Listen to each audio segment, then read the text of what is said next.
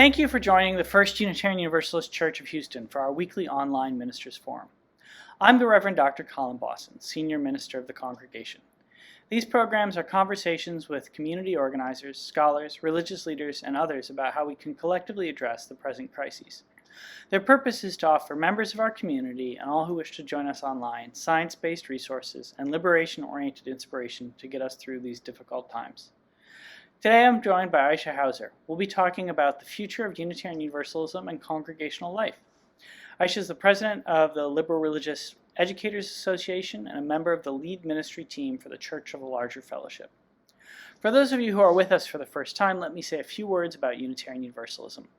We're a religious tradition that celebrates the possibility of goodness within each human heart, the transformative power of love, and the clarifying force of reason. We believe we need not think alike to love alike. We hope you find these forums a source of connection, hope, and clarity. Aisha, thanks for joining us. Oh, it's my pleasure to be here, Colin. Thank you for the invitation. So, you have a new job, and I think maybe actually the place to start this conversation is really to offer you the opportunity to talk with us about what your new job is. You're part of the lead ministry team of the Church of the Larger Fellowship. So which people call the CLF. So what is the CLF, and what kind of ministry does it offer? So yes, I have a new job starting August 1st, along with Christina Rivera and the Reverend Michael Tino. The three of us comprise the lead ministry team. The Church of the Larger Fellowship is a congregation that has never had a brick and mortar space. It started during World War II as part of the American Unitarian Association, where folks wanted to support the military or the soldiers who were overseas, and so would send homilies and I guess spiritual sustenance, for lack of a better word, through snail mail, obviously.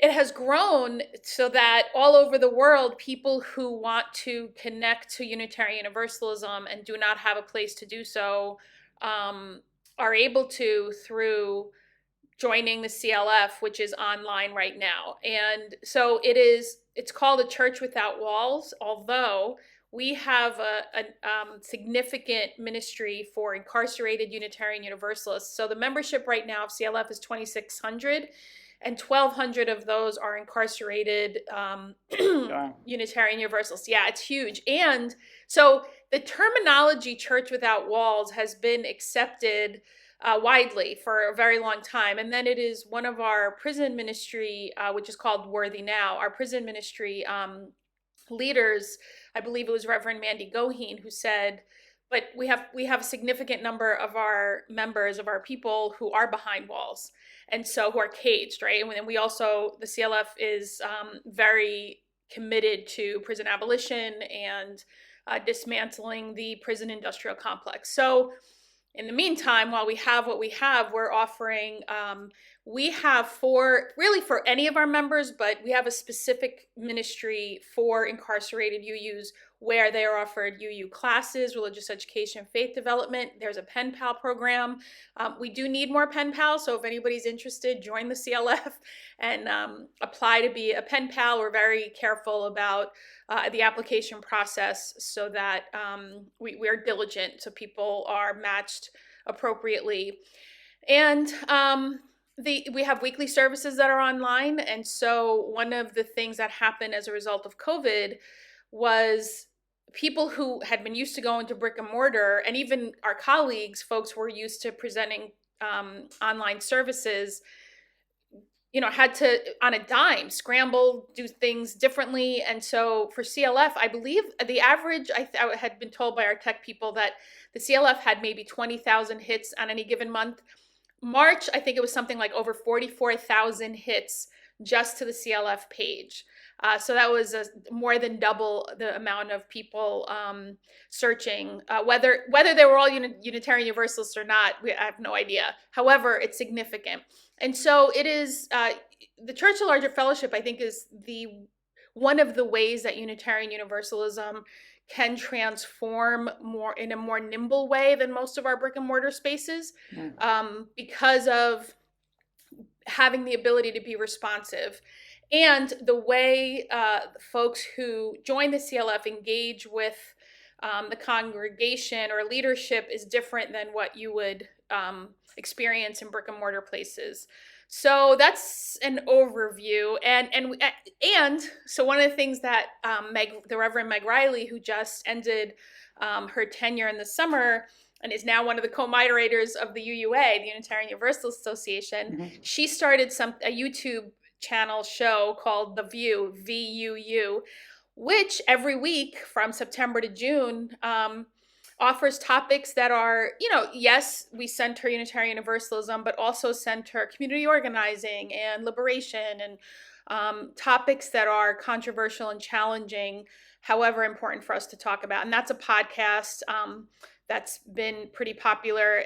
So that's also one of the things that brick and mortars and congregations now, just as you're doing with the forum, are moving a lot of things online, but the CLF has been doing this for many years. There's a lot of interesting threads in there that I feel like I want to kind of respond to or comment on, but I feel like there's a hidden history or a history about the United States that could be told through the history of the CLF that's really seems fascinating. You started as an organization to reach service members who were fighting fascism abroad in World War II. And now I guess it's not the majority of your membership, but like almost the majority of your membership are incarcerated people.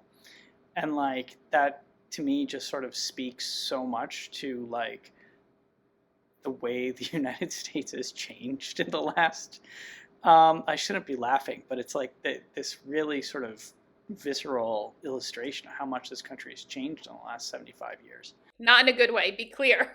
Not in a good way. Not at all in a good way, right? And like the rise of the prison industrial complex and, how, the United States has more people in prison per capita than any place other than China, right? So like, and with China, you really have to count things like their Uyghur slave camps to get otherwise, if you're just looking at the Chinese prison population, anyways, I don't want to go down that road too much. The point being, like, it's this,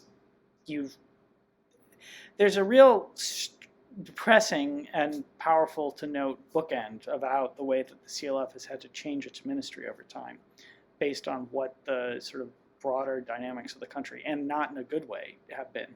Well, yeah, and it's so the other thing with that, or the other thread that is connected to that, is the American Unitarian Association was very heavily ordained minister male centered, right? White male.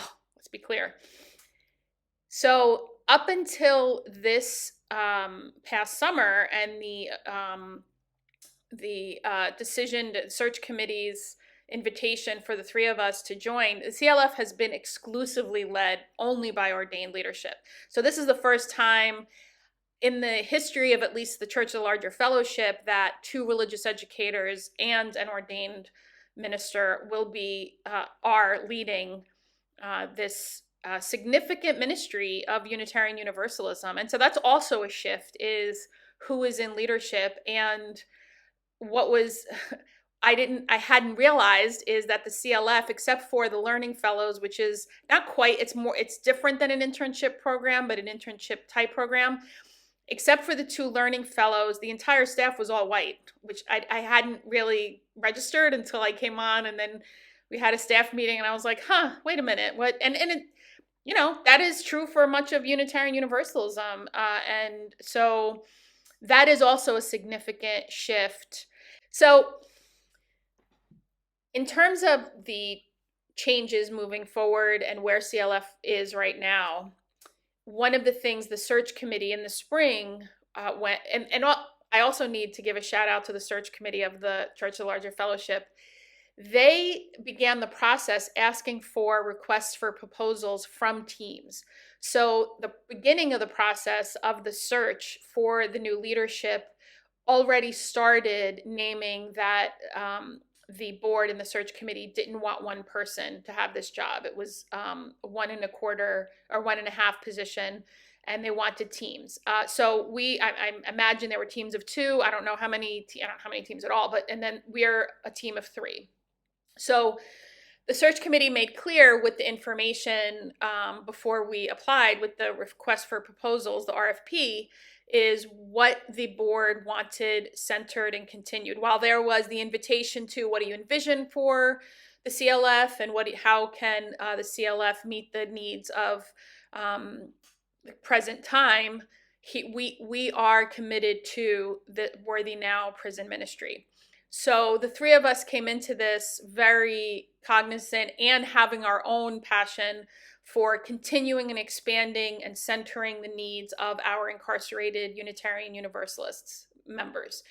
So what that means, though, is because one of the big things that congregational leadership, lay and ordained, have to do is consider fundraising and money, right? So with the Church Larger Fellowship, our charge is to say to the rest of the faith community, the rest of the denomination, we all need to care for and support our incarcerated members who we can never ask money from, and it would be unconscionable and unethical. Therefore, how do we as a denomination offer support? And what does support look like? Absolutely financial. We have a Faithify right now to support the prison ministry, Worthy Now. But it also looks like, so one of the things that we've been thinking about is, so folks do come out of prison. Not everybody, thankfully, is in there for life. And so what are the supports in place? We don't necessarily have anything. So someone who's been so supported by CLF while they're incarcerated comes out, and what if they go to First Church Houston? What if they go to a church in Seattle? What is there? And right now, I don't think there's anything. So what would it look like for the CLF to inspire congregations to say, hey, can you set up support systems for people coming out of prison who need it, who need a faith community? We've been supporting them. We have a lot of folks who are part of the LGBT community who are appreciative that their pen pals use their correct pronouns. And so that's some of the things that, that's also one of many significant ways that we are centering the work of Unitarian Universalism in this way. I mean, I think that one of the things that's most interesting about CLF, for me at least, is that it really kind of points to this change in religious landscape that we've been seeing in this country for really since the mid-20th century, of religious communities being sort of more dispersed, or there being a possibility of religious communities being more dispersed, which of course is like been totally accelerated with COVID-19, right? So, I mean, the big examples of this are mostly like evangelicals with their televangelism, right? And like participating through religious life through a screen, right, which is of course like what everybody's doing right now. Well, not everybody, lots of people are doing other things, but it's what First Church is doing right now and what many Unitarian Universalists and many other groups are doing.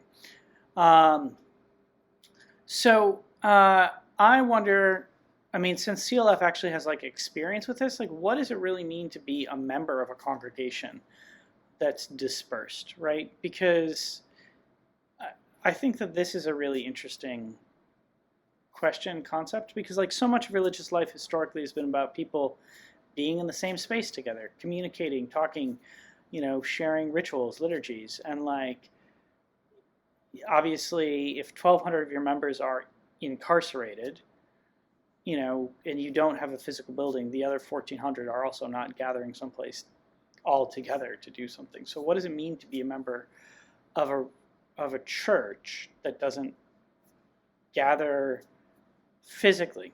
That is such a great question, and one that has been the answer.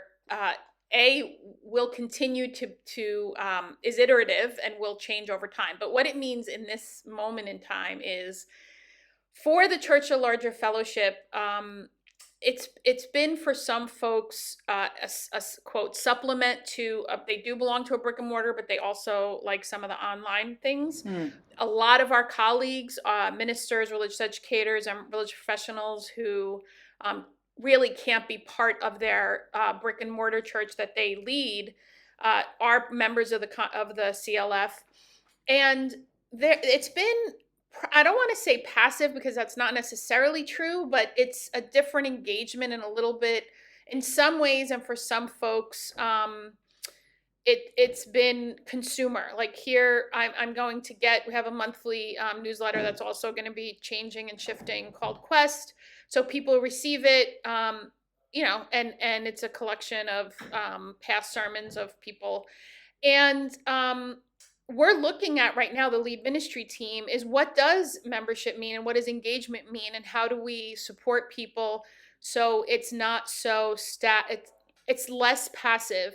But we had that question when we were in brick and mortar spaces too. So in some ways, it's not necessarily different. What does pastoral care look like, and how do we find out when our members need us? And right now, well, for good or ill, we are prominent on Facebook, and none of us love it because Facebook has a lot of problems, and I'm talking about the owner of Facebook and all of that politically, and yet it's where a lot of people are. And we have a closed coffee hour.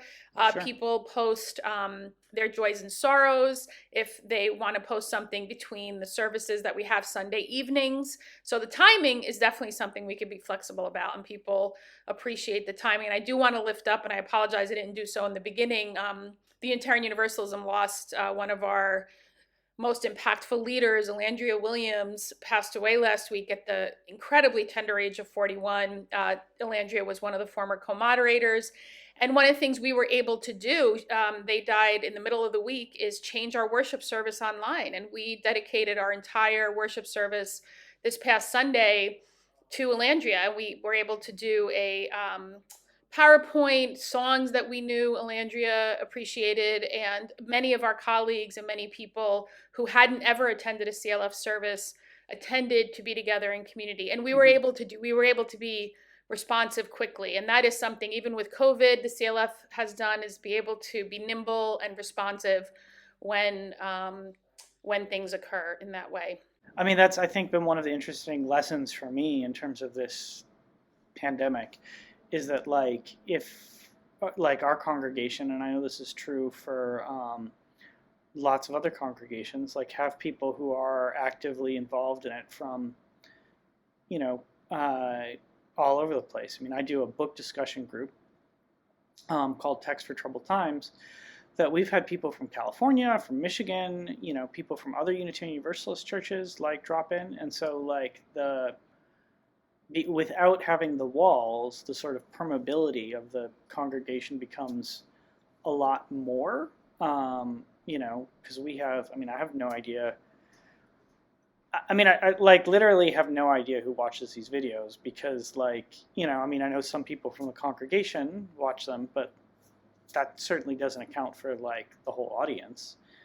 And, it's not the same thing at all.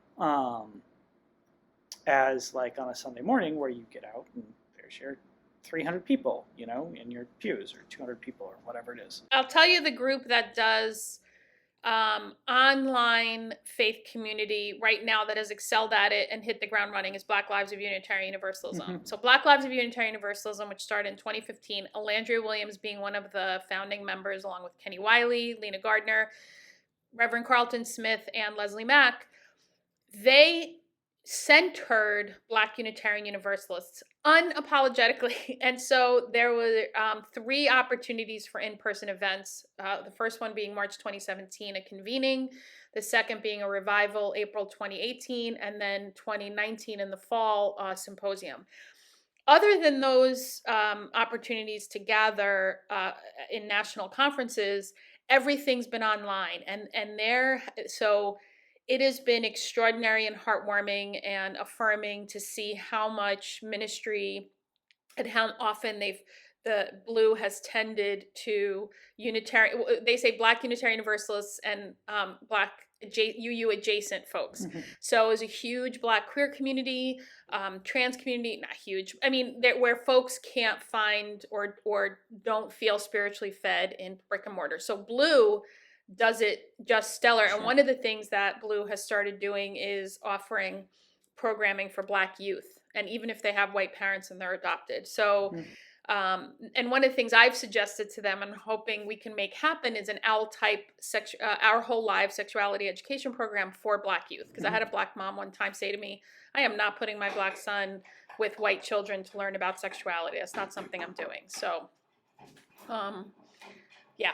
So that's that. Blue, if folks want to, especially if you are part of the Black community, consider joining Blue and getting information. They do ministry really, really, really well, online ministry. So I think the CLF has a model to follow to engage people more pastorally, and build on what was there. I mean, the CLF is a popular entity and well loved and beloved.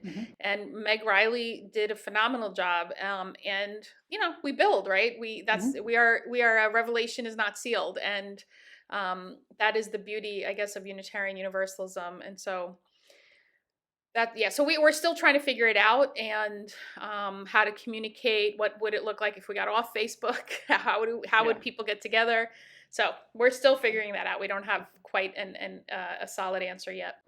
Well, I think that that's, the Blue example is, incredible in terms of like what is kind of the opportunities for churches or for congregations or Unitarian Universalism in these times. To bring together people who would not be able to connect necessarily in other ways, so that they can have a positive experience and a collective experience, right? It changes. Is Blue applying for congregational status with the UUA? Maybe that's a touchy subject that we don't want to. No. Blue has their own 501c3, and I believe. Okay, I totally should know this, but I feel like that has already happened, or that's, if it hasn't happened already, it will. There's Blue has not only a 501c3, has their own advisory board of folks who advise them. So that's a good question. I don't know the answer. One of the other extraordinary things is Blue has purchased a series of plots I believe in Minneapolis, to build community housing. Oh, so wow. That's a few years away, but that's happening. So you know what it is? It's when folks aren't tied to, one of the things that Unitarian Universalism, there's a lot of folks that are tied to tradition to the detriment of Unitarian Universalism. So when you come in very clear about who you're centering and why, really you could do extraordinary things. And I think that's exactly what Blue has done. Yeah, and sometimes disrupting tradition can be very hard and challenging for people. So I think it's interesting I think that's one of the things that's so great about this moment of like being able to experiment with stuff, is people can really think about how to do stuff differently. Actually, just a plug for what we're doing. We're doing a Spanish language service on this Sunday, in addition to our English language service. And maybe we could do that in person, but like it's much easier, and we have a lot more possibilities of doing something like that in this online format than we did, previously. Oh yeah, I can't wait to share it. By the way, I'm very excited that there is. I used to live in South America, and I can't wait to send it to my friends. When I tried to explain Unitarian Universalism in Spanish very badly, because I am not a Spanish speaker, so I'm very excited. I'm so appreciative that your congregation is doing that. Well, shout out to all the folks in my congregation who are like, Colin, you speak Spanish. Can you please do this? All the folks. There are a couple of folks, but who are very, very encouraging. So, I think that, we're in this time of crisis and of unprecedented, well, it's not unprecedented. I hate that framing.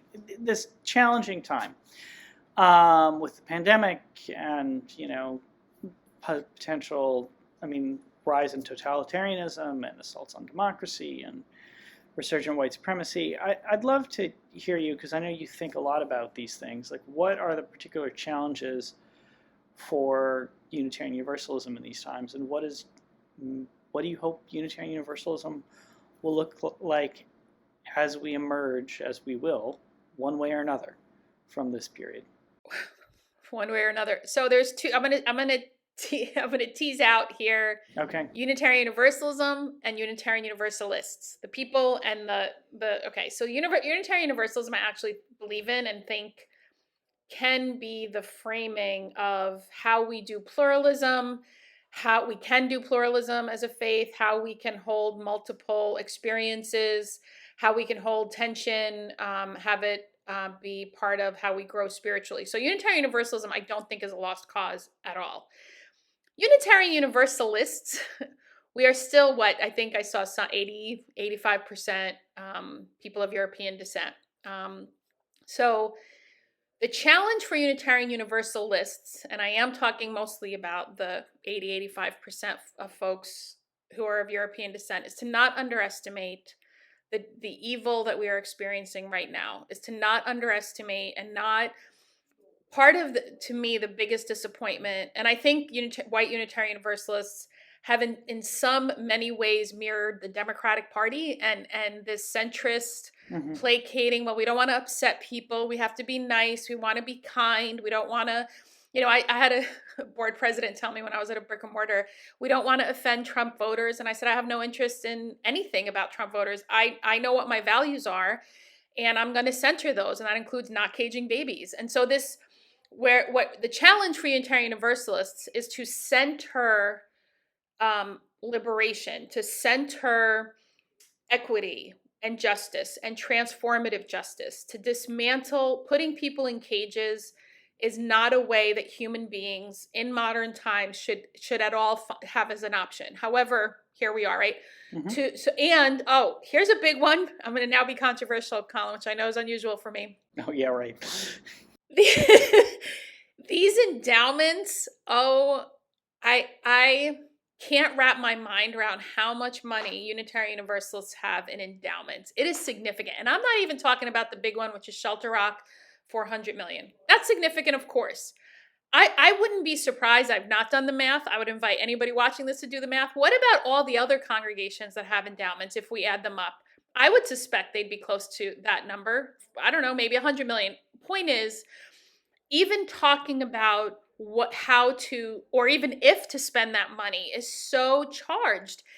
And it is bizarre to me because if we're going to understand violent extractive capitalism, read Stamped from the Beginning by Ibram Kendi, and know what this country, the genocide of indigenous people, the extractive capitalism of enslaved, and yet our congregations talk themselves into keeping this money, some of it, a lot of it, most of it made cotton, right? A lot of it is, the word isn't hereditary. I'm looking at anyway, it's been there for many generations, right? And so expanding our imaginations as to what repair and reparations can look like can be significant, can be something that Unitarian Universalists lead with. We could be the leaders in that. Just like when I tell folks, especially in the LGBT community, that we are that I'm a UU, some will say, "Oh, you all married same gender couples before it was before there was marriage equality." So we know how to make noise. We Unitarian Universalists know how to make noise about an equity issue that we want to put in the forefront. So we can do this. We can put in the forefront reparations. We can put in the forefront dismantling the prison industrial complex and having a more equitable society. We need to expand our imaginations and stop centering being nice or not wanting to upset people. And we need to learn to, it's not even about sitting with discomfort, is knowing that this is not going to be easy. But neither is the shit we're living in now, the stuff we're living in now. Sorry, what's happening now is terrible, right? And we can't have a cognitive dissonance about it. So pardon my salty language. However, we are really living through, people are dying, and I had a rape this morning, and yet people are in cages. I mean, I think about that. I'm like, I'm going about my life, and there are children in cages. So, well, and this is a horrifying moment on so many levels. And you have children in cages and the resurgence of totalitarianism. I mean, the images that we've seen, or not just images, I mean, for people who've been out on the streets, have experienced, with the police in the last 4 months, have been, scenes I think most people did not think that they were going to see again in this country. I think many people just didn't think they were going to see scenes like that. Well, it started in Ferguson. Ferguson was the start of that. Right. And white people who think it didn't affect them ignored it. Ignored the tanks in Ferguson, Missouri in 2015? Right. So I just want to name that this is, sure, in the last few months. But Ferguson is where everyone should have put a stop to it when Obama was still president. Yeah. And actually, Standing Rock in between there, right, when there was massive militarization yep, of police. And of course, and the police were militarized and deployed in various ways in the 60s as well. That exactly. Were really, there's a very long history of it, but yes. But we are at this moment, and I think that the climate crisis is getting more real and more real. California has been on fire. We clearly need to reimagine our future, because if we keep imagining the future that we have right now, sure, maybe it'll make some billionaires. Maybe Jeff Bezos will be very happy. I don't know. But the rest of us are going to have not a very good future. Well, exactly. And I live in Seattle, so you don't even have to. We had some of the worst air quality in the world at the height of the California fires. Yeah. So, what is the role of the church in all of this? Why don't we end kind of on that question? So we're in this moment of crisis. Okay, we are thinking about reimagining Unitarian Universalism. So, if you were to reimagine Unitarian Universalism, what would be the thing that we would be doing, or the things that we'd be doing to help the world out of this moment? We would not be in denial. So I think there are too many people within Unitarian Universalism who are I don't know if it's cognitive dissonance, or it's willful ignorance, or it's simple denial about what is happening and why. And then the first thing I'd want to do is stop having Unitarian Universalism be an intellectual exercise. That we have an obligation to each other as human beings to make the world a better place. Mm-hmm. How does that play out in each of our congregations? What does that look like in each community? In Louisville, which we need to lift up, the Unitarian congregation there housed protesters. They were surrounded by police. And it's been scary. And Louisville is doing exactly what every single Unitarian Universalist congregation needs to be doing, is how can they support the people who are being targeted by the state with impunity, as we mm-hmm. saw in the Breonna Taylor case? How do we make connections? And we need to be in more downtowns. How many of our congregations are in suburbs, are nowhere near anywhere where people would be protesting, which frankly is not something to be proud of at all. Mm-hmm. And so moving our congregations to where the people who need us is one thing. I think getting out of denial and giving ourselves the grace and the charge to think about, like you said, reimagine what the future is, because this is all happening at once. And it doesn't have to, we don't have to live this way. We can make it different. We have to decide to want to make it different, right? So that's what I would say. I think get out of denial is the big one. And we have the dumbest arguments in Unitarian Universalism about, the one that gets me the most is we need to be logical. If we were logical, humanity wouldn't be where it is right now. So that's not how our brains work. So stop. That's not something, I don't even take that seriously, because logic would say we wouldn't have big trucks when climate change is the only planet we have, is we are killing it. It's not dying. It's going to actually be reborn once we're gone if we don't stop. So logic isn't a part of this. We need to attend to our trauma and our fearful brain, and our brain that goes right to what I fear I'm going to destroy. We need to get out of the mindset of annihilation.